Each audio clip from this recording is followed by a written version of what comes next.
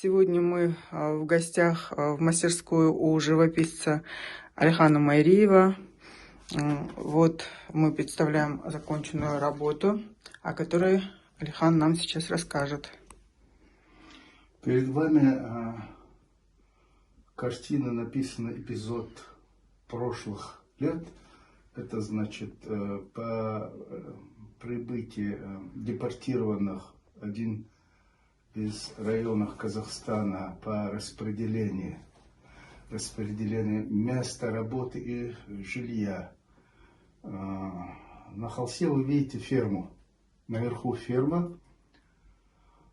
Семья, значит, из 5 человек, значит, женщина, у которого погиб муж на фронте.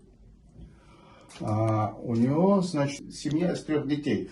И плюс, естественно, отец погибшего солдата. Естественно, они попали, как и все, депортации. А в период депортации эта семья еще описывает, что им еще хорошо повезло. Потому что другие семьи еще долго мерзли по вокзалам, по открытой местности, ожидая свою участь.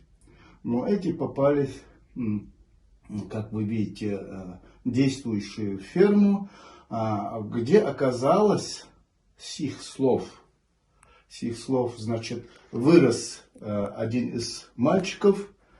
То есть это реальная история, реальный случай. Да, и приехал, и он, естественно, статью написал про это свои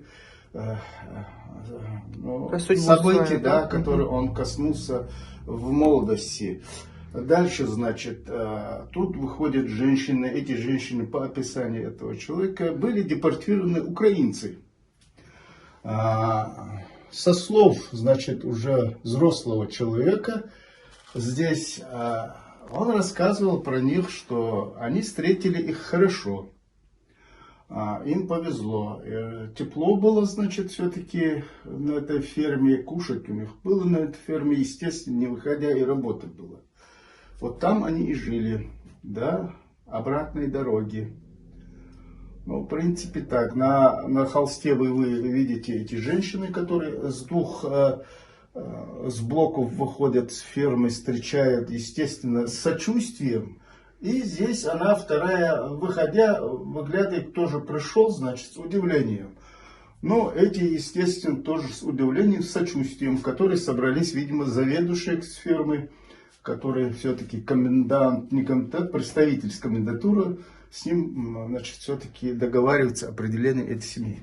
То есть тут на одном полотне у вас непростая судьба 2 народов, да, представителей 2 народов. Украинского, депортированного ранее, да, людей, которые, уже зная все тяготы депортации, с сочувствием встречают депортированных ингушей. Да.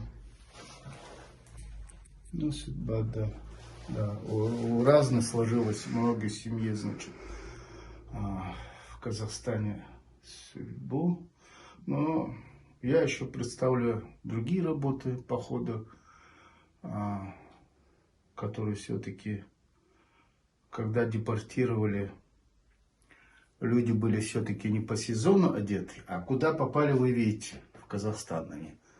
Там, естественно, и кавказские морозы, да и снега. Вы видите, в чем обутые? Обутые, одетые, депортированные.